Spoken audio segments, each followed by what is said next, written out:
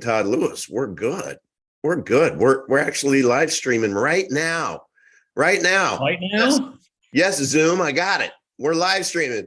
Hi, everyone. We missed you. I have Todd Lewis, chief lead tech engineer, just monetary policy historian, epic blockchain stud, everything, Todd. The only thing that you're lacking is something on your t-shirt, which you usually have. So is it inside out, or are you just playing with us today? I accidentally wore a plain t-shirt today. Well, what we're going to in February, I'm planning to be in the United States, and I'm hoping to stop by the Mises Institute and pick up a giant pile of new t-shirts. Okay. So okay. Where are you going to be when you come? Atlanta. Okay, that's about 8 hours from Tampa. So I might. How long will you be there? Maybe a week. All right, I might have to figure out a way to drive up there and come see you. That's a long drive, man. South Georgia starts and then it doesn't stop. It just keeps going. It is a long drive, but you get more with sizzle than steak. So at least I made the offer. Thank you for giving me the out. All right, everyone, smash that like button, comment, and just say all kinds of good things about us. So, Todd Lewis, it's just you and me flying solo today. I guess that wouldn't be solo; it would be dolo. Max Freeman is at a conference, and so he's not able to meet with us. He's actually having right now. He is having breakfast where he is with the folks from PLI Cards, which are the gift cards, which ultimately we hope to be able to integrate to where somebody could go to any place you see gift cards and see Epic Cash and be one for $25, $50, $100. So someone imagine it being as easy as going in to a store, picking up a gift card, $100, and boom, you scratch off the back, however we configure it, maybe there's a QR code, but ultimately you're going to be able to have Epic Cash from the grocery store. That's pretty damn cool. So that's what he's working on right now. And Todd, I asked if you would mind, Sharon, giving a little insight into what are you and your team working on, A, B, what gets you up every day and keeps you excited about Epic Cash, and C, tell us a little bit about the future of Epic Cash and our roadmap. So those are the open-ended questions. I'll sit back and just take a big, long drink of water. The thing we're working on at the moment is the wallet. Some users are running into scaling problems when you have a wallet with a lot of transactions that's been put through it. And this is a good problem to have because we have users who are doing lots of transactions. So the original code base was not built for large scale usage. So the code is building a list of all transactions and then just throwing that around everywhere. And it works fine when the wallet is small. When the wallet is big, it's not good. Okay. So we're putting in a local database to store all the transactions, and it will make the operation of large wallets much faster and more scalable. So we think it'll scale to billions of transactions. Wow.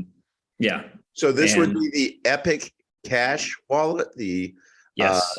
So it would be different from the current stack wallet that's out there right now, correct? Well, a lot of the GUI wallets make use of the Epic wallet underneath. So they provide the interface, and then they use the core wallet to actually store the coins.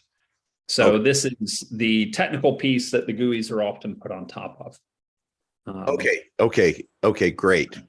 So if you download and install Epic and you run the Epic wallet command, it's that. Okay. So, but this would be our very own mobile wallet, right? Well, the code is not specific to mobile. This is okay. I misunderstood. So this is our no. This is the core. This is the core wallet. Okay. Okay. But mobile ultimately would be able to ride on top of it. Is that right? Or all the mobile apps I know of do ride on top of it. okay. Okay. So that's a big deal. All right. It is, yeah, and it lays the groundwork for people to put large quantities of transactions through their wallet, not have to worry about it. It's something we need to do, and we're doing it. So why did we need to do it? I mean, just give us a little peek in the barrel of the sausage making. I mean, what is it about? Well, we have the first users now who are starting to use the wallet at this scale, but they're not going to be the last. As the chain continues to grow, more and more users will run into these issues. Okay, and what are some of the issues? It just gets really slow. That's the biggest one, and then it's consuming a lot of memory. It leads to other problems that stem from the slowness, but mostly just slowness and resource consumption. Just slowness. So define slowness for me. So if I send a transaction, does it mean that it takes more than a minute, or less than a minute, but more than 10 seconds? I mean, it's getting pretty slow when you have a really big wallet. So more than 10 seconds is getting pretty slow by your preferred standards. Yes. Okay. What would be your preferred? What would you say? I'm happy if these transactions happen this fast. How 50 fast? milliseconds. 50 milliseconds. Now, this is for the wallet to do the thing. This is not for the transaction to go all the way through the blockchain. Oh, okay. Okay. This is just the local operation of the wallet as it prepares the transaction and whatnot. Okay. Okay. So what does Mimblewimble have to do with this? Because I thought this is where the Mimblewimble operations are done, right? Is in the wallet. It's the wallets that exchange the messages to build the Mimblewimble transaction. And then they submit that transaction to the chain where all the core nodes, propagated around. Okay. And then the miners pick them up, bundle them into a block, and the winning block puts it onto the chain and makes a permanent record of the transaction. Okay. And then that would be the miner's reward, right? That's the miners get the reward for providing that service. Okay. Right. But the service that the miners provide is they bundle all these transactions, which the wallet's prepared and the node's propagated. They do the proof of work on that batch of transactions. And then the winning block, the one with the highest difficulty, that miner gets the reward. Can you dumb down this highest difficulty stuff? I mean, for us non-miners, it's just like, what the hell? What is happening? I mean, so if I'm mining, is it just my software and how efficient my system is to be able to run the software that is trying to crack the code in the background? It's pretty simple. What you do is you just generate some random numbers and run a hash function, and then you'll get let's say a 250. What's a hash function? A hash function is something that you put a bunch of data into it and you get a signature out. So mathematical residue of all the information that went in. Okay. And a good hash function, if you change one piece of data in the input, then the output value is completely different. Okay. Okay. So as you make these small changes to the input, the output value is jumping around wildly and not in predictable ways. All right. And this is used for checksums to make sure that the value of the data is correct. Because if you say you're sending a file and the file gets corrupted in 1 byte, well, you want the checksum to be very different and be a mismatch, right? Mm-hmm. So the fact that the checksum is different shows you that the file was corrupted during the copying process. So you throw it away and you send a new one and you try it again, right? Okay, so who's throwing it away? And this is one use of hash functions. Okay. One use of hash functions is you detect changes to the file. So if you get a bad copy, you realize it and you don't accidentally use the bad file. Instead, you throw it away and you copy it again. Okay. So that's one usage. Cryptocurrencies use it in a different way for proof of work. And it goes like this. You put in a bunch of data, in our case, the block, which includes the hash of the previous block. And that's why it's a chain, because every block includes data from the previous block. And that establishes that there's a continuous chain of custody from the first block all the way through to the latest block. Okay. And you take the block and you take a random seed value, which is just changing the total data package. It's just random, and you compute the checksum. And here is how you compute the difficulty. Okay. You look at the first bit. If it's a 0, then the difficulty is 1. If the second bit is a 0, the difficulty is 2. If the third bit is a 0, the difficulty is 3. You keep counting all the zeros at the front, and however many zeros you have, that's the difficulty you achieved. Now, because small changes in the input means that the output values differ wildly, and we say pseudo-randomly, but in practice, it's random. Okay. Small change to the input makes in practice, random change to the output. I have to sneeze. Pardon me. Is that the butterfly effect? As he sneezes? So a little bit of change has giant impact. The original butterfly effect was a butterfly flapping its wings in New York can cause a cyclone in Brazil. So maybe. That's what that sneeze just felt like. But it is small changes to the input make big changes to the output. So the effect of that is it's random, but you can't pick an input value to create an output value you want. That's the defining characteristic of a good hash function. Okay. So all you can do is just try random input values and then see what score pops out. There's no better way to do it than that to get a high score. You just try a bunch and you keep the one with the highest score, and it's basically random which one's going to win. But if you produce 80% of the blocks that are tried, you have an 80% chance, more or less, of getting the winning block.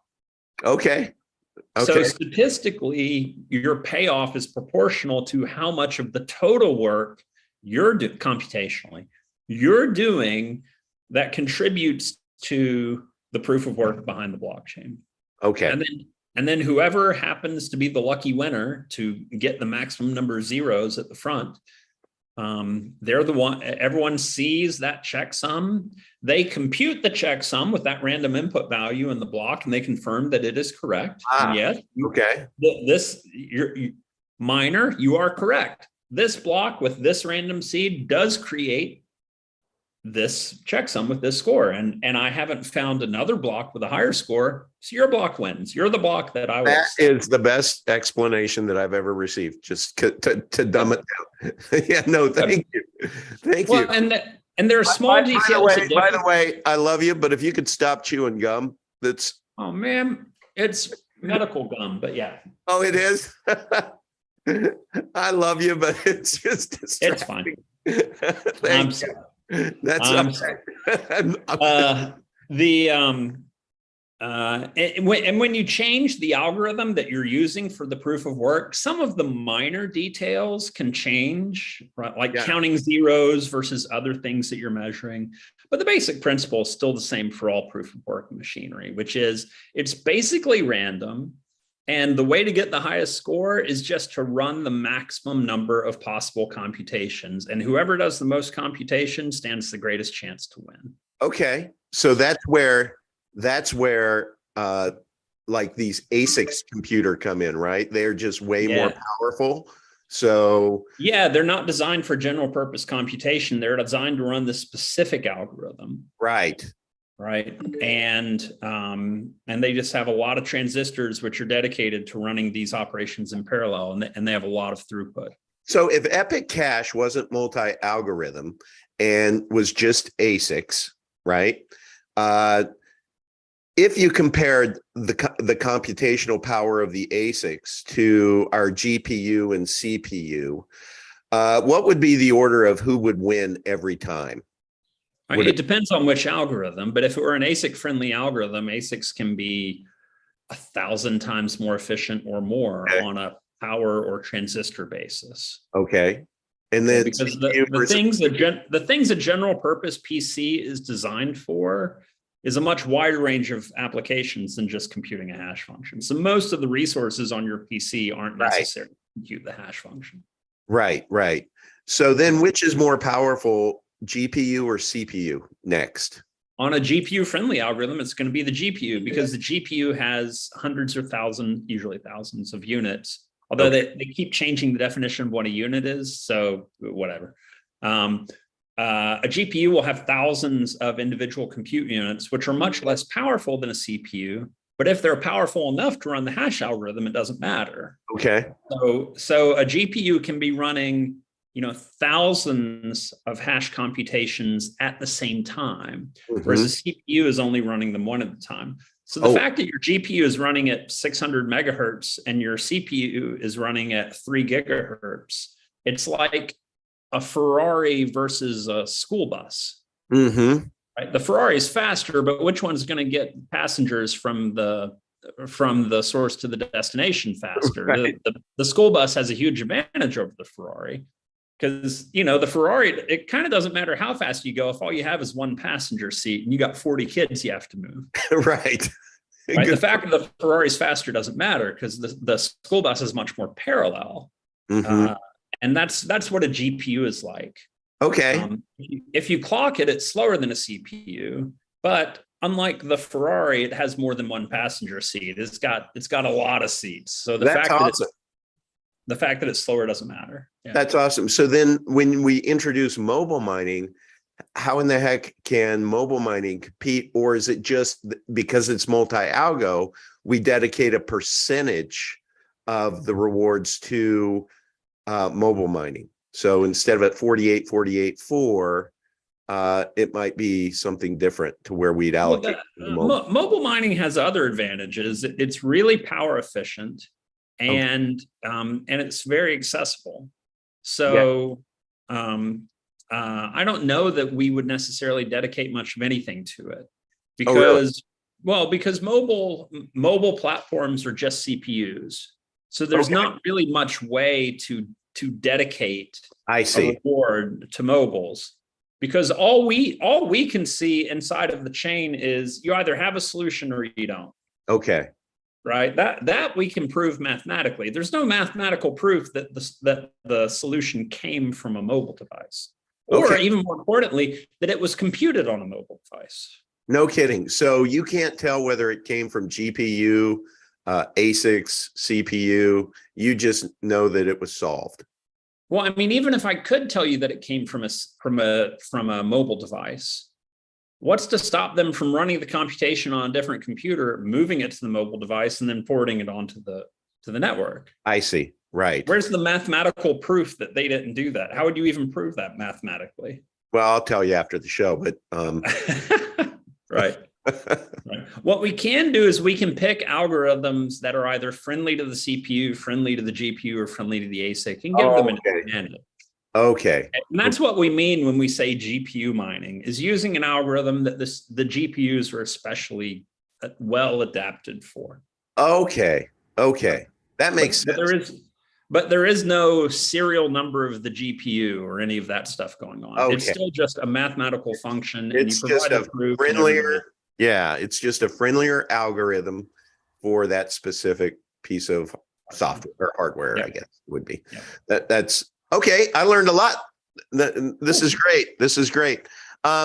So what else is on your you and your team's daily to-dos?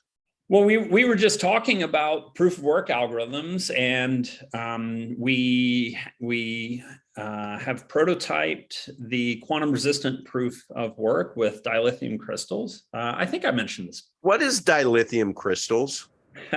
Yeah, it's a funny name.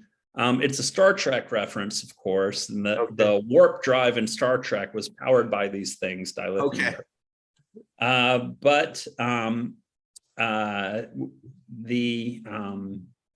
With quantum computers progressing like they are, and they are progressing in a significant way, Okay. And with the knowledge that certain kinds of difficult mathematical problems that some cryptographic algorithms rely on, namely difficulty in factoring prime numbers, we know that a sufficiently powerful quantum computer is going to be much more effective at factoring prime numbers. Okay. And that's a big concern for some of the cryptography primitives. Why is it a concern? Well, if you have a computer that can factor the algorithm, factor the large composites, then you can potentially reverse the cryptographic operations that are supposed to be only one way. So you could decrypt a message without having the secret key, or you could fake the signature, or do these other things that the math is supposed to make very hard.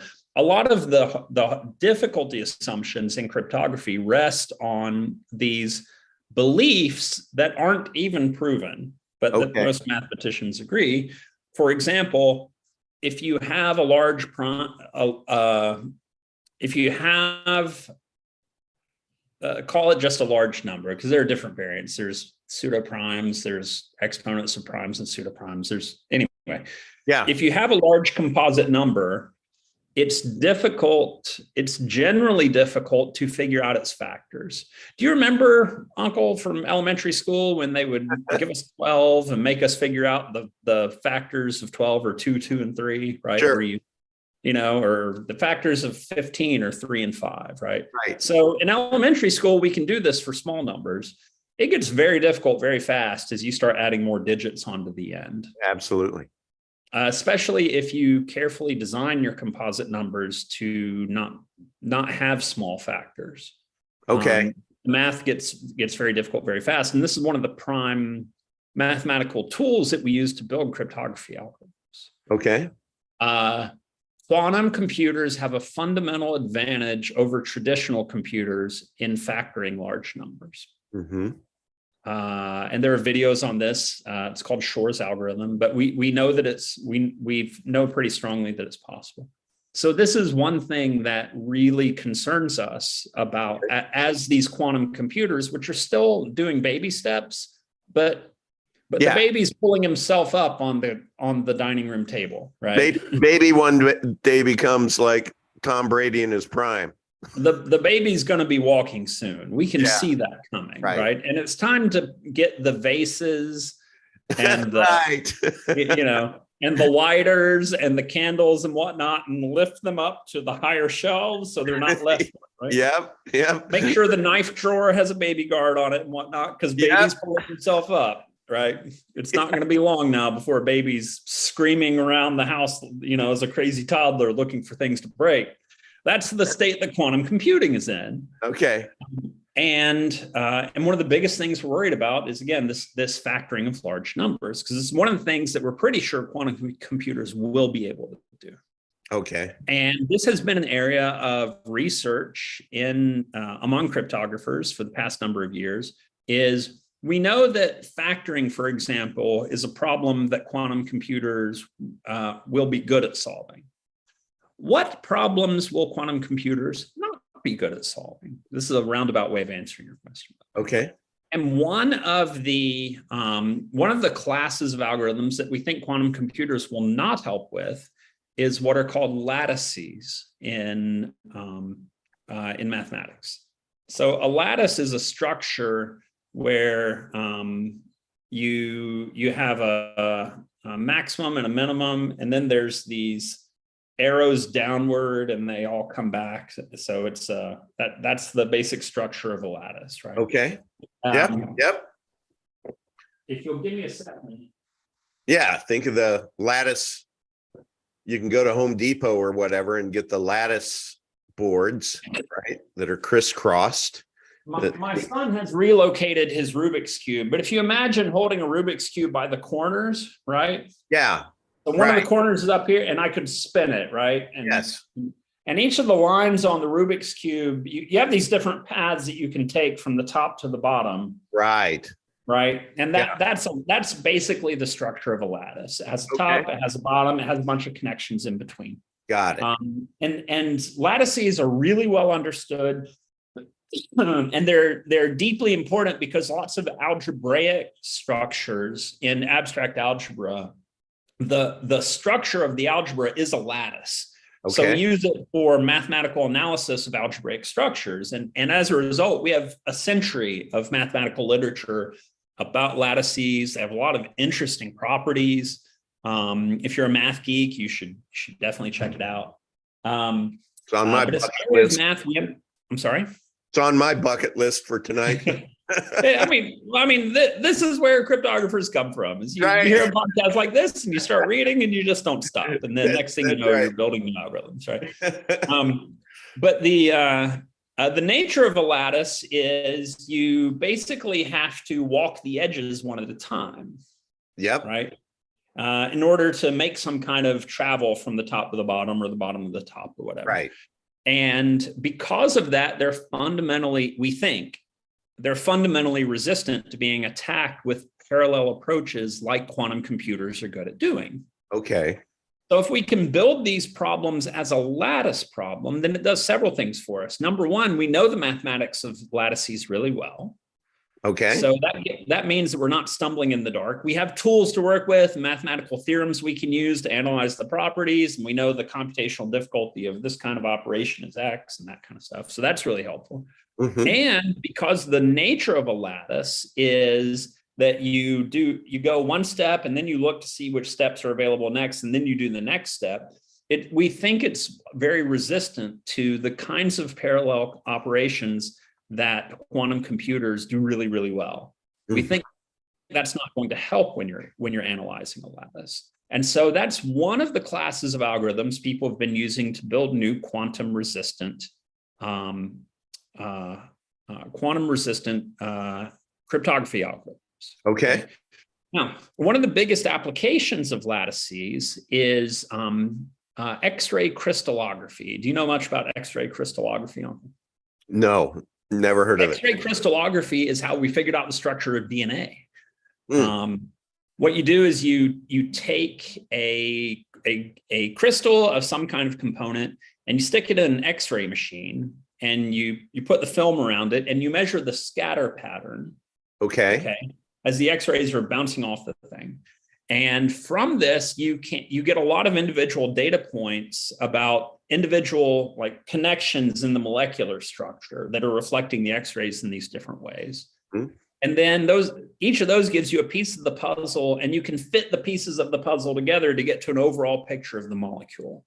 And this is how in the 1950s, they figured out what DNA looks like. Is they scattered X-rays on it, looked at these films, got a bunch of different pieces, and then they worked on it for several years until they could make all the pieces work. And it turns out they were right. Wow. And you use this to examine the insides of rocks, rock crystals, right?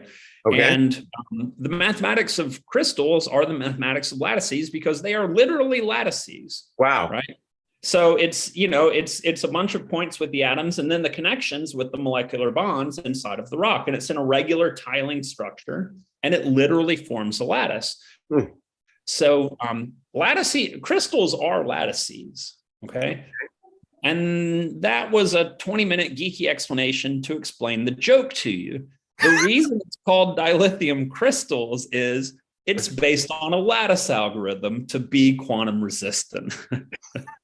And here I thought it was just crystal meth, just a high-grade crystal meth. There might be some crystal meth involved. I couldn't say for sure. But crystals is the name of the overall project, and dilithium is the specific algorithm. Okay. That they're using in this case. But of course, the whole thing backs up to being a Star Trek joke. Now, is this something that is common across multiple projects out there with blockchain technology, or is this something? Not to my knowledge. Okay, that's what I thought. But I didn't want to assume. So you decided to go down this path, you and the team, because you want to be one step ahead of the toddler, right? Yeah, we we want all the candles and knives and glass vases to be off the dining room off the living room table by the time the toddler is finally able to pull themselves up to it. Yeah, because let's war game this out, and I'm being dead serious here. Yeah. Let's say that you weren't working on this. All right. And let's say that toddler, gets to be 4 or 5 or, and starts becoming really, really adept.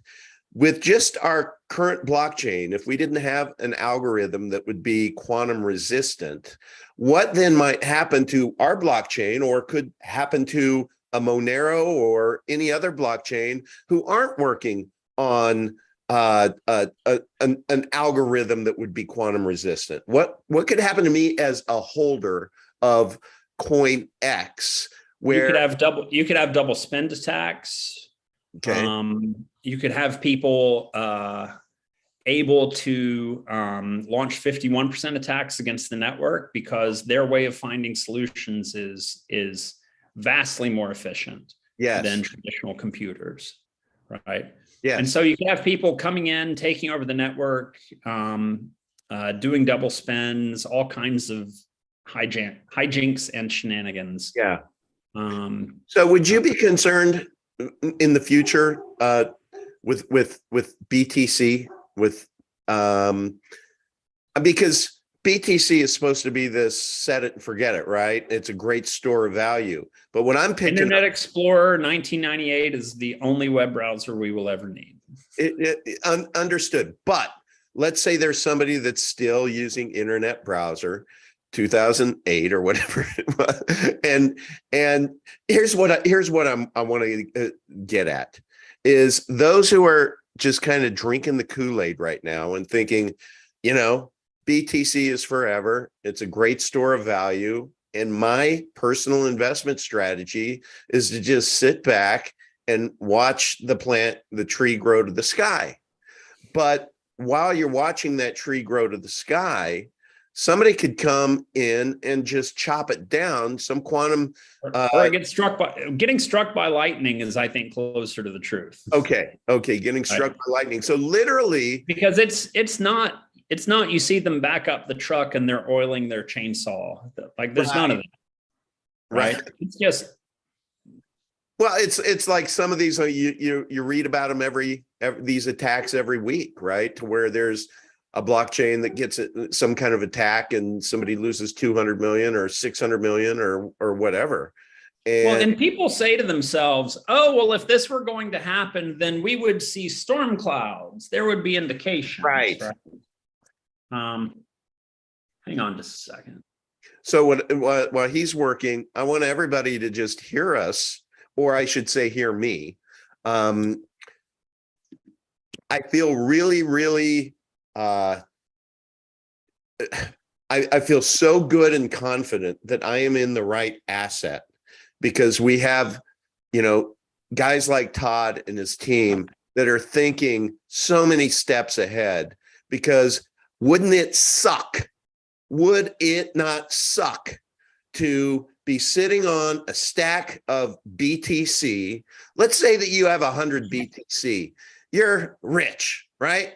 And then all of a sudden one day lightning strikes and it's gone. And you're like, WTF? What do you mean it's gone? How could that happen? Well, you know what? They haven't been developing for a quantum resistant attack like Todd and his team are for Epic Cash. So I'm digging this show because I'm learning a lot, and it just makes me feel very, very confident about the future of me keeping. It's one thing to acquire, your wealth, but keeping it is an altogether different story. So what do we have here, my friend? Well, people will say to themselves, oh, well, if this were going to happen, there would be storm clouds gathering on the horizon and we would see it coming. Okay, well, here's a news story from 3 weeks ago. Mm-hmm. All right, a 6-qubit process. A qubit is a quantum bit, okay? Okay. A 6-qubit processor in silicon. Was this IBM? I forget. Oh, no, okay, it was a Delft University in the Netherlands. All right.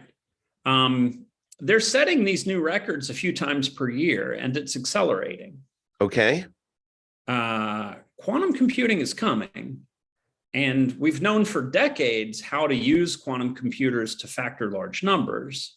That was actually figured out long before quantum computers became real. Okay. It was figured out with pen and paper decades ago. So, like, the storm clouds they're right there. I mean, Right. Those are the storm clouds. So if your story is there are going to be storm clouds and you're going to see it coming, I mean, what are those? Yeah. Right. They're right there. Just, the if you see the storm clouds right there and then the tree gets struck by lightning, it's not really a surprise. We know how lightning works, Right. And so I really think lightning doesn't say, I'm sorry. Yeah. We'll be striking in 5 minutes. That's not how it works, but it works. Yeah.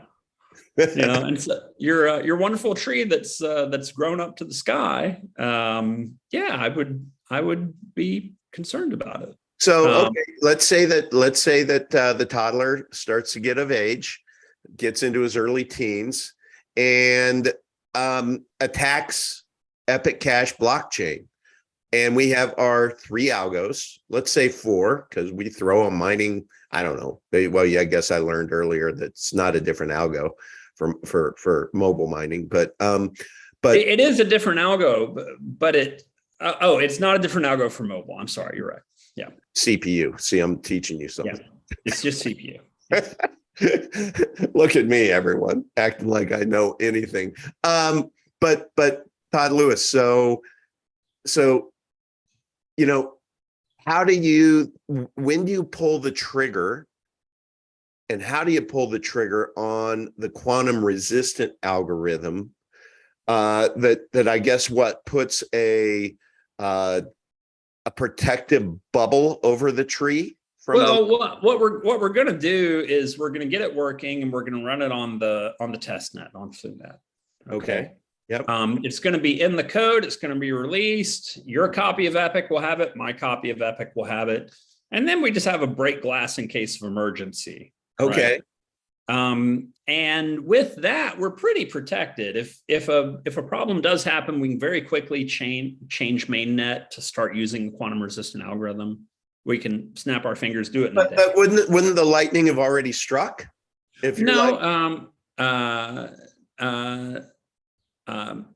Perhaps, but hear me out on the plan, okay? Yeah. All right. So if Epic, of the thousands of blockchains, were the first one to be attacked this way, and it wouldn't be, but if it were, right, in the worst case, we could say there was a quantum breakthrough. We were the unlucky victims. We're going to roll back 18 hours. Okay. Okay. Yep. The point is, it's not 6 months of new development. Okay. Right? We don't have to go into the lab and say, oh, crap, we should start paying attention to quantum resistant cryptography algorithms and start reading the white papers and downloading the source code and thinking about how to add it to the system, because all of that's already done, right? It's developed, it's working, it's tested, it's in the system, and we literally just have to flip the switch to turn it on. Man. So at that point, we have a parachute. Even if the airplane loses both engines, we're not going to die. Okay. Yeah. And what we can do at that point is we can really test it. We can subject it to peer review. We can get more feedback on the particulars of how we used it. We can polish it up a lot until we're really, really happy with it. And maybe at that point we turn it on to mainnet. Right. Okay. But the point is, you can, by having that 80% solution out there, number one, you're mostly protected. Number two, you can deploy something sooner. Right. And number three, you have more time to get it really right before you launch it into full scale usage. Right. Because there's not that danger of getting struck by lightning. Right. So this is the geeky way of kid testing, mother approving, right? Yeah. The risk is already managed. We're in a good place, so we can be patient on turning it live until we're really, really sure that it's right. Now, is this something, when you talk about peer review, how do you do that? You put Go to crypto conferences, okay. put it out there, try to get other chains looking at it and seeing if they can. So this is something that you and the mad epic scientists, are working on. It's not something that you want that you're doing that you just want to keep for yourself. So then this is going to be open and available to the world then to be able to say, oh, Yeah. that's great development over there. We should do that, use that too. Is it just like Epic is free software that's going to be in Epic. Okay. So it's open source. It's open source. So it's just something that so let's talk XMR, right? Would they be able to take that algorithm and incorporate it into their? Absolutely, and we would encourage them to do so. Okay. Right. Okay. Why would we? If Epic is going to win, it should win for the right reasons. Okay. I love that answer. Right. But Yeah. which I think Mimblewimble is better on the merits. And I think the world is going to adopt Mimblewimble because it's the superior monetary solution.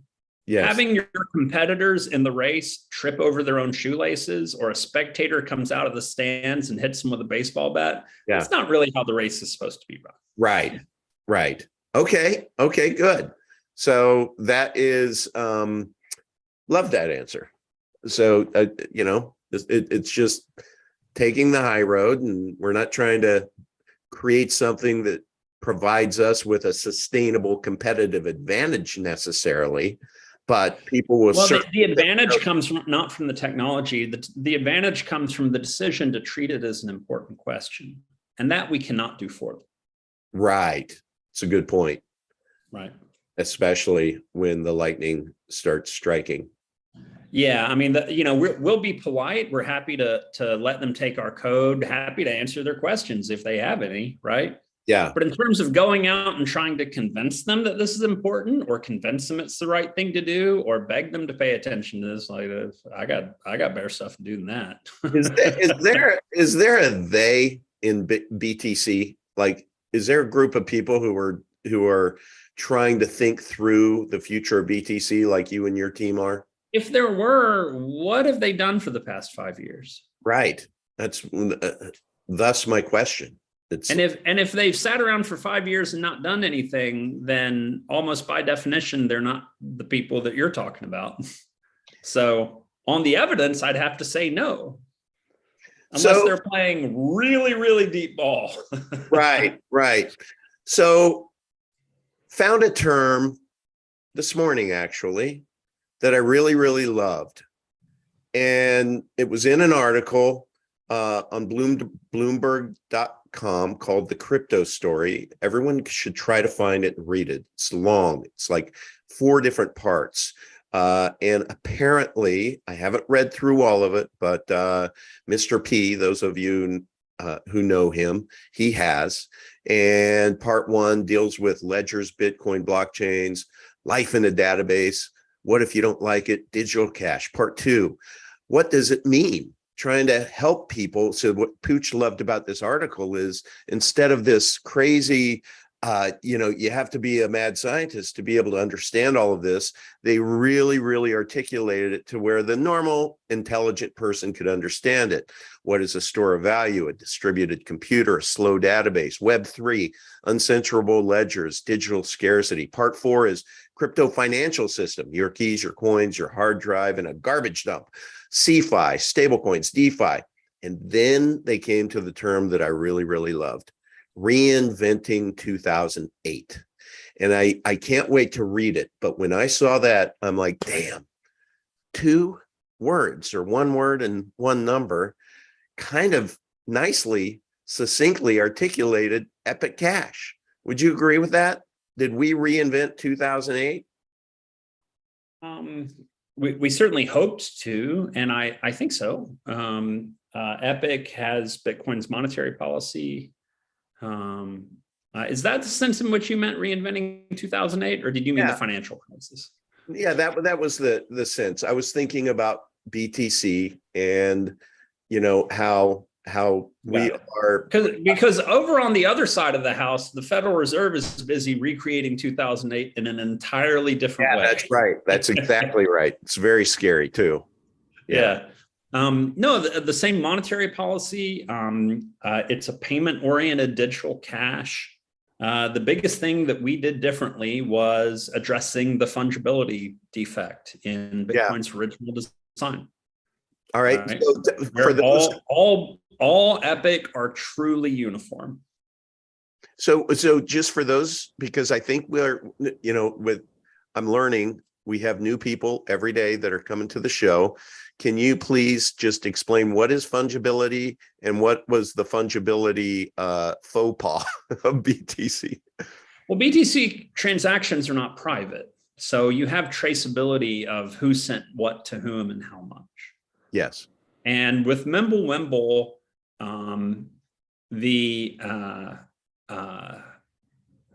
the outputs of a transaction are equal to the inputs of a transaction, but outsiders cannot see the details of the transaction. They can't see the participants and they can't see the quantities. And the result of this is that every epic is equally as good as every other epic. Mm-hmm. Right. And that is the monetary definition of the word fungibility. Items are fungible if they are truly uniform and one cannot be distinguished from another. Right. So a dollar bill is fungible, but not everyone is unique because they have serial numbers, correct? Yeah, and you could say we will not accept dollars with these serial numbers, which is very similar to what the US federal government and other financial regulators and the regulated exchanges are doing with Bitcoin. Right. There are some Bitcoins which you are not allowed to deposit into regulated exchanges. Or if those Bitcoins touch your wallet, then they don't want to do business with you even. That's correct. And so the serial numbers on the dollars are, I think, kind of similar to the defect in Bitcoin. And what you have with Epic is a situation much closer to old gold coins, where there are no serial numbers, and the value doesn't even come from the printing on the face. The value comes from the metal content. Right. The coins can be melted and recast, and the value comes from their intrinsic physical nature, right? Not from any kind of imprimatur, and certainly not from and in a way that's completely decoupled from that traceable information that might make one gold coin less than the value of another gold coin. So using that same analogy, people could think that if I'm sending my Epic Cash to you and you imagine it to be a gold coin, it would go somewhere and be smelted down, right? And every Mimblewimble transaction is kind of similar to melting down the coins and making new ones. Yeah. So then you're reminting it upon delivery to the recipient, right? Yes.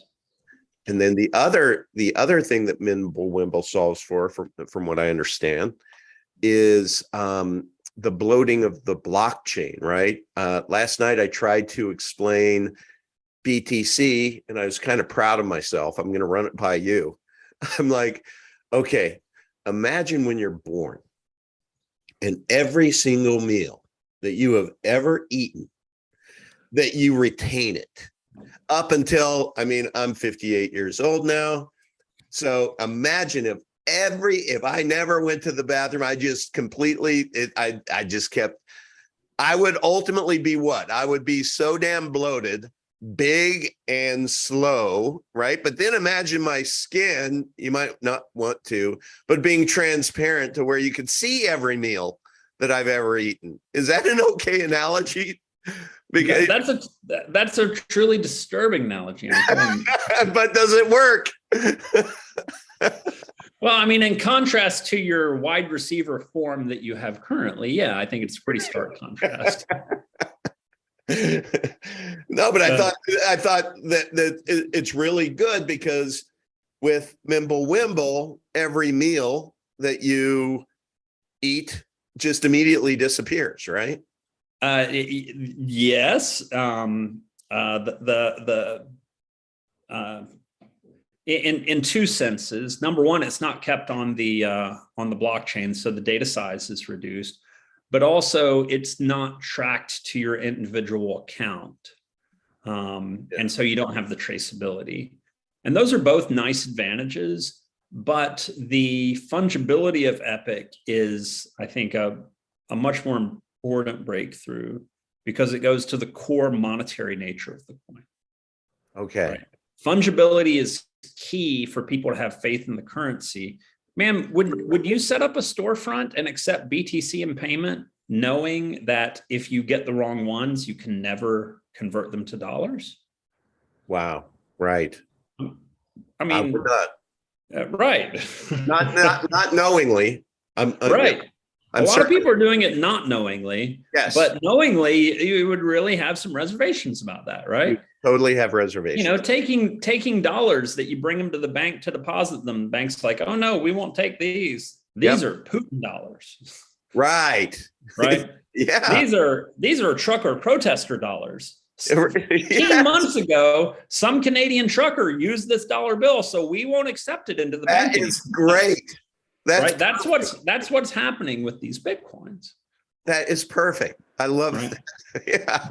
And this is the core defect in the original Bitcoin design. Back to your question of is Epic in the spirit of Bitcoin? And it is, and it's solving the one major problem that in the white paper Nakamoto said, you know, this is a concern and something we need to improve on.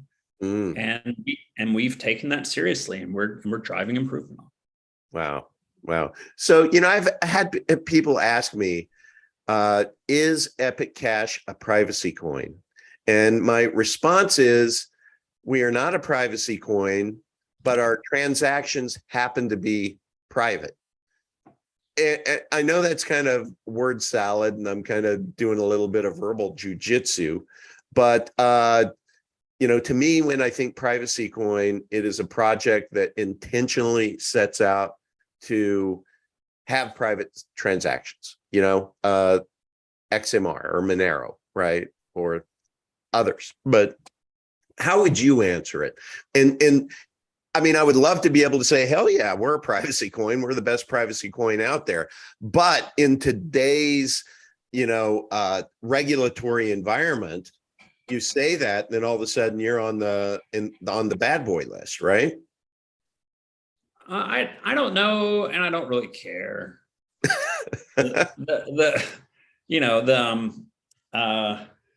I've been a bad boy before. That's why I got all the girls in college. It was great.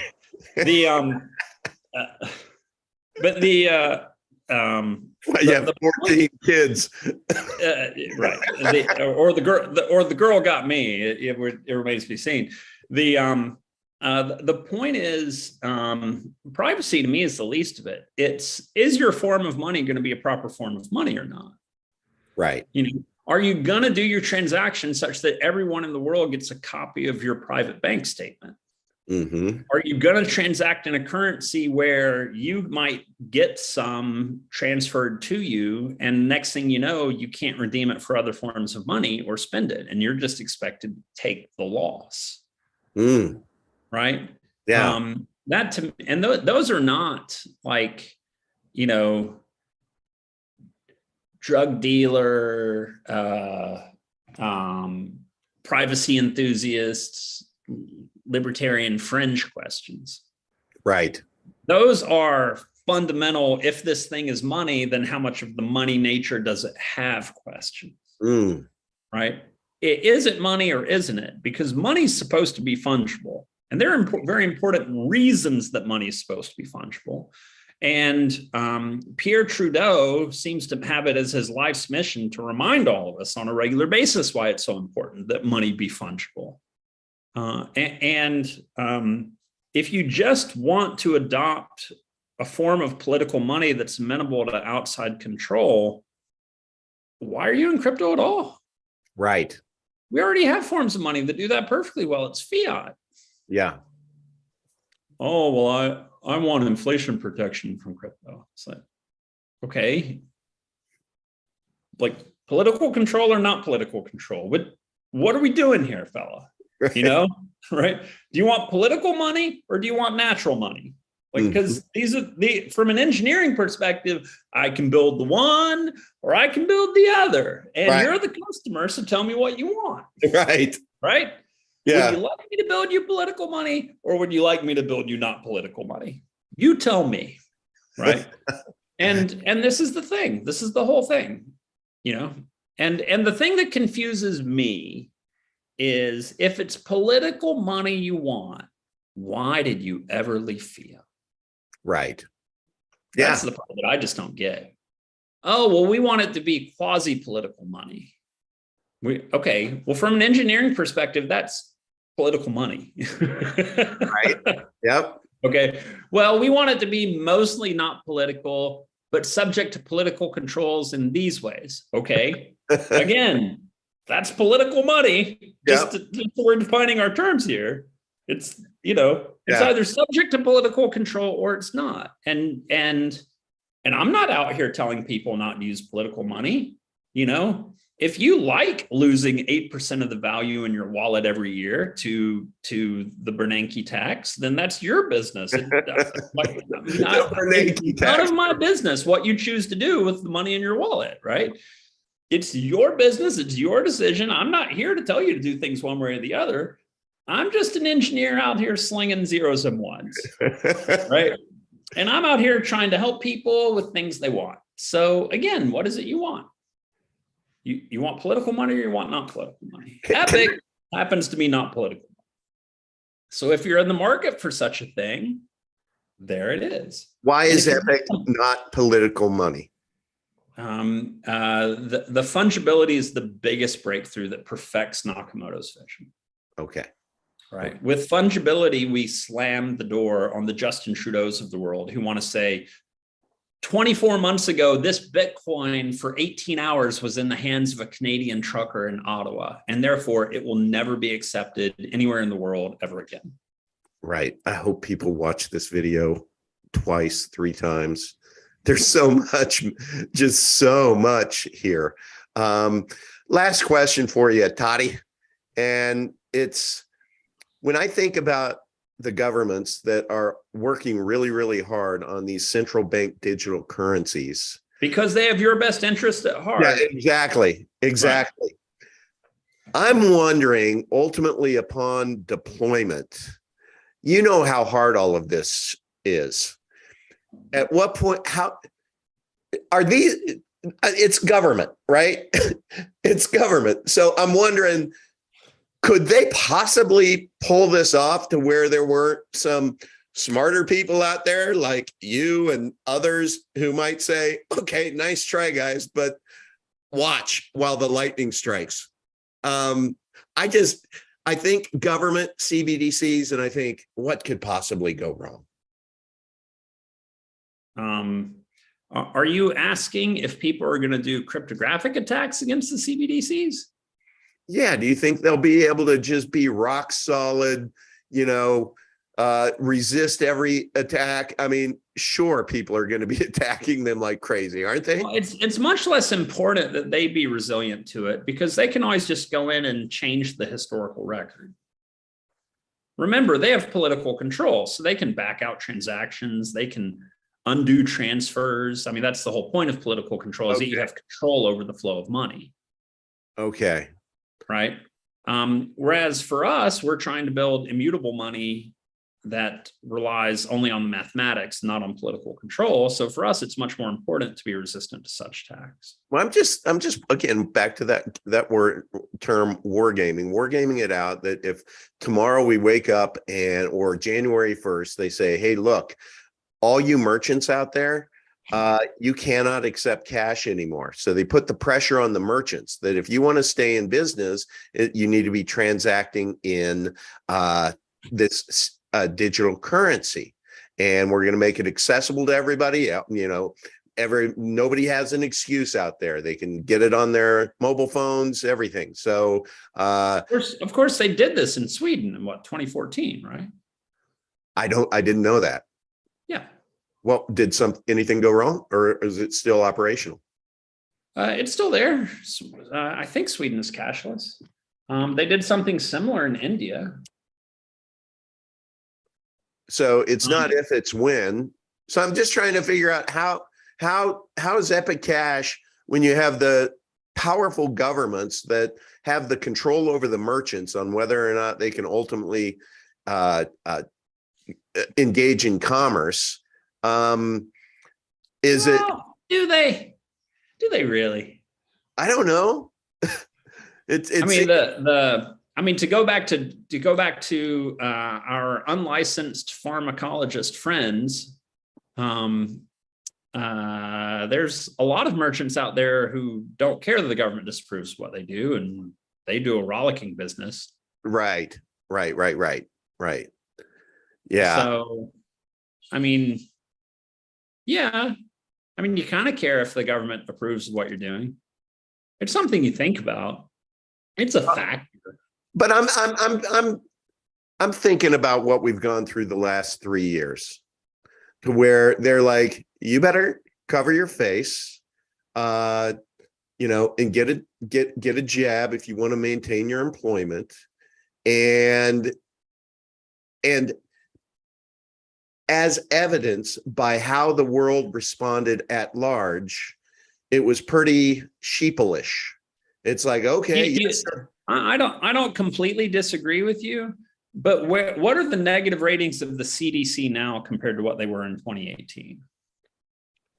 Well, where's the antipathy towards centralized public health management and regulation compared to it was before? They got some wins, but they took some losses along the way as well. Yeah, they did. But so much damage was already done. That's the thing. So I'm thinking about these CBDCs, and maybe a different way. It will certainly cause damage, if that's the question. It maybe additional way to think about this, and I know it's too big for us to answer in the last minute, but I would like to continue to think about, okay, so we know Epic Cash solves the problem, or can be a solution to the problem. It is superior money. So how do we deploy it so that we do become the national reserve currency or the world reserve currency? That is a heavy lift, but you don't get to your destination unless you take your first step. So I think that's the opposite end of the spectrum from what I'm worried about. I really personally, from my own goals in the project, I couldn't care less whether we're any government's reserve currency. Okay. The thing I want to do is take small shop owners in Namibia who are completely cut out of the banking system. Right. And bring them into the 21st century and give them access to global commerce. Okay. Right. And that goal is both more accessible and also much less political. Right. It's a good point. It's a great point. Yeah. And if we do all of that, then, I mean, I'm informed here by the economics of software. If you want to attack a big incumbent in software, you don't start with their biggest customers. You start with their smallest customers. Right. Good point. Right. Yep. You don't attack from above. You eat them from below. Right. Okay. Right?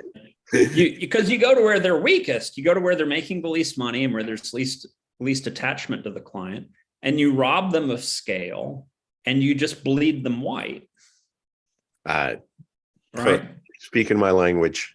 Right. And then they become one of these very expensive legacy providers with a small market share, hanging on to a residue of the market at the very top, and then no one cares. Thank you, AOL. It's been nice chumping you. Yeah, or I mean, they're still mainframe companies. Right. And they have a very, very small piece of market share, and they never dropped their prices. Mm-hmm. They were expensive at the start. They're expensive today. It's just they had a huge market share and they got eaten from below until they just have a tiny sliver left at the top. So you ask me, when will our tiny little PCs be at the top 10 banks in the world, or when will the insurance companies be using us instead of mainframes? I couldn't care less about the insurance companies and their mainframes. Yeah. I want a PC in every house. Right. And when we do that, the mainframes of the insurance company just aren't important. Right. I needed to hear that. That was good because that's one thing that's been keeping me up at night. It's just like the vision is so big. And it's yeah, I mean, worrying about reserve currency status, that's a political money problem. Right. But there's no reserve currency in a world with natural money. People use whatever damn currency they want. Yeah. Reserves are what you need when you're manipulating the foreign exchange rate on your political money. Right? What role does that have to play in a natural money system? None. Right. There are no reserve currencies. They're just commodities that people choose to own or not. Yep. That's what drives them so crazy. Man, this was a great live stream. I mean, seriously, I love just riffing with you. It is this was a pleasure. So, all right, we are 5 minutes over. So we did pretty good. Everybody in the chat, thank you. Everybody who watches this later, thank you. I hope you got something out of today. I'm going to go back. I'm going to go on a cigar walk this afternoon, and I'm going to do something I rarely do, which is listen to my own live streams again, because there's so much meat in this specific one that I think I'm going to learn more the second time I listen to it, because sometimes I'm engaged and I pick up 80% of it. So thank you, Toddy. Everyone, send me some notes, man. Always trying to improve. Yeah, no, the only note I would have sent you was please don't chew gum, but I'm sorry. We did that. I'll try to do better next time. All right.